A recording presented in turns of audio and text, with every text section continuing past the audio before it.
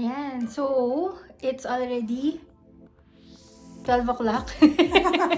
Lunchtime na ulit, pero hindi pa kami kakain. Punta muna kami dun sa iRide. So, yung naging agenda natin, no, not your typical Taiwan vlog trip na napapanood natin. So, dun sa mga viewers namin na gusto nila yung mga sightseeing dito sa Taiwan, meron naman, nagpunta naman kami ng Taipei 101. But for those na iba yung agenda, try naman natin yung mga ibang lugar dito sa Taiwan. So, we'll do the iRide. Babalik tayo dun sa may Taipei 101 Observatory. Yung shopping mall na katabi niya, yung Breeze, nandun yung iRide. So, try natin yon since indoor siya. Tapos, since umuulan. Tsaka Evangelion siya. At saka Evangelion, yung mga fans ng Neon Genesis Evangelion, baka gusto nyo mag-ride, sabihin namin sa inyo kung worth it ba siya. Okay, so alis na kami. We took an Uber ulit from our hotel to Breeze Nan Shan Mall kung nasan yung iRide. Mabilis yung biyahe from hotel to Breeze Nan Shan Mall. Parang hindi nagta-traffic dito sa Taipei, no? Very smooth and mabilis yung biyahe. And since tumila ng onti yung ulan, nag-try kami magpa-picture with the Taipei 101 sa likod. Hindi ata kami naging successful, hindi kita ang Taipei 101. After a few minutes, nakarating na kami sa iRide Taipei. Located siya inside Breeze Nan Shan Mall. Originally, we wanted to book the tickets via Klook. However, nung nag-check kami, available lang yung tickets for tomorrow, hindi na yung for today. So we decided just to buy the tickets on site. Ang binili namin is the 798 Taiwan dollar, good for 2 people, tapos meron ng free gift na may picture. Thank you nga pala sa lahat ng nanonood ng videos ng Traveling Lola. If you like our video, don't forget to subscribe to our channel to help our channel grow. You can also share our videos to your family and friends if they like food travel videos, especially if they travel with senior citizens. 1:45 pa yung ride namin, we decided to have lunch first. So bumaba muna kami dun sa food court area para makapili ng pwedeng kainan. Nagulat din kami dito because it's Sunday and it's lunchtime pero hindi puno ang food court nila. Sa mga nakapunta na sa Taipei 101 Observatory and sa mga malls nearby, saan kayo kumakain? Nasaan lahat ng mga tao at saan sila kumakain? Paki-share naman sa comment section para sa mga viewers natin at saka para sa next visit namin to Taiwan. International naman ang mga food choices nila dito. So for sure, makakahanap ka ng food na gusto mong itry. For us, since hindi pa naman kami ganun kagutom, naghanap na lang kami ng finger food. At dito nga namin nakita yung Ranger. It's a Western style fast food.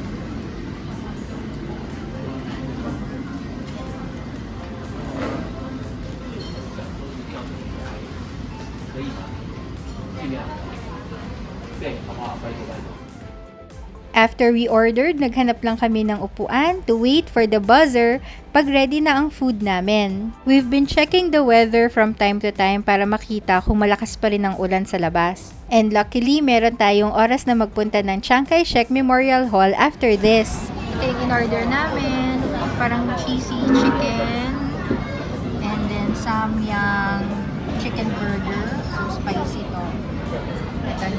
Tapos meron siyang kasamang black tea. Ang total price natin dito is 460 Taiwan dollar. Ayan, so within budget pa ba tayo? Mamaya check natin ha. Kasi bumili na kami ng tickets dun sa iRide na Evangelion eh. Nasa around 770 Taiwan dollar naman yun.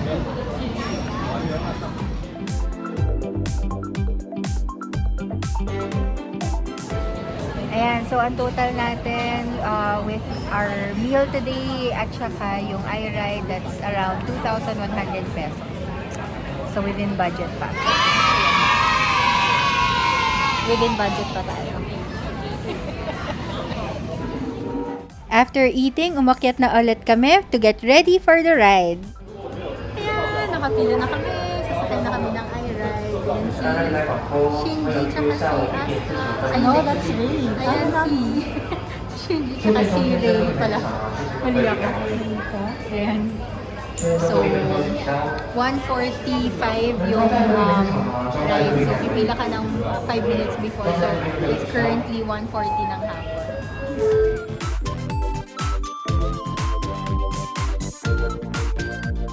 At ayan na, nakapasok na kami. Super excited makita ko anong meron sila.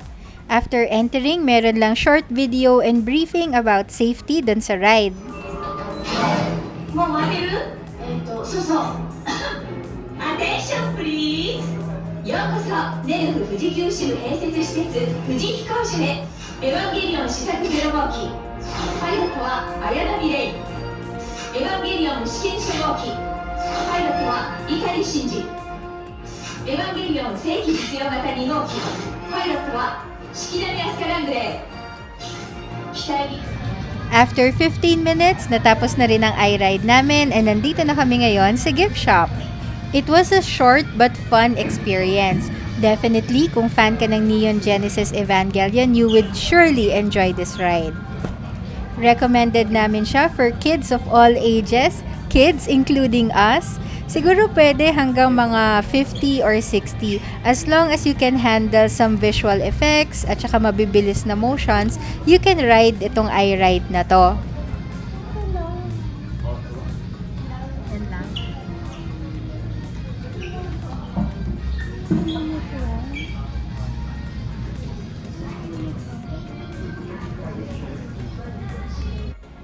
We really took the time to appreciate the gift shop so mga items na meron sila. Back in the day, very much collector din talaga kami ng mga Evangelion merch. Kaya nung nakita namin lahat ng mga bagay dito, parang ang sarap bilhin lahat.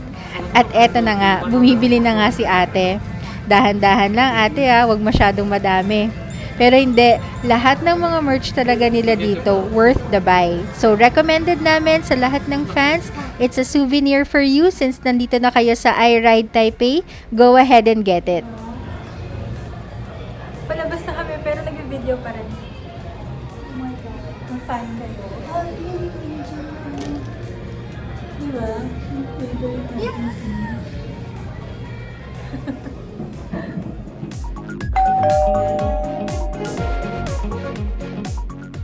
This trip is really turning out to be not your typical Taiwan vlog.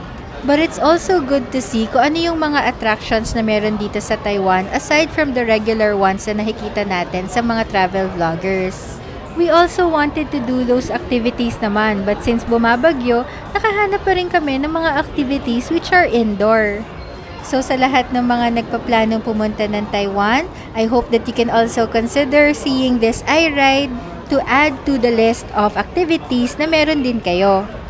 By the way, very limited time lang pala ang showing ng Neon Genesis Evangelion dito sa iRide. So if you're planning to go to Taipei soon, make sure that you check it out. You can also book your tickets in Klook. And ang kagandahan niya in booking tickets in Klook is that you get a free Evangelion toy.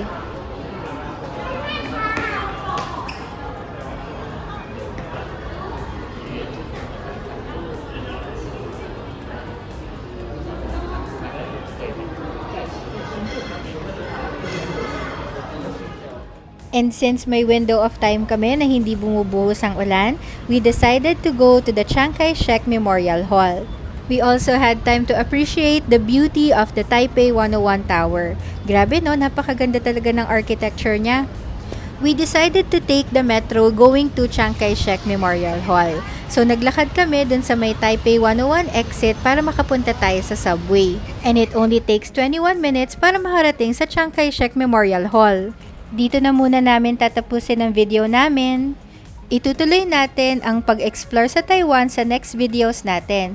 So if you like our Taiwan videos, make sure to subscribe to our channel. You can also hit the notification bell icon so you're notified pag meron tayong bagong upload sa channel namin.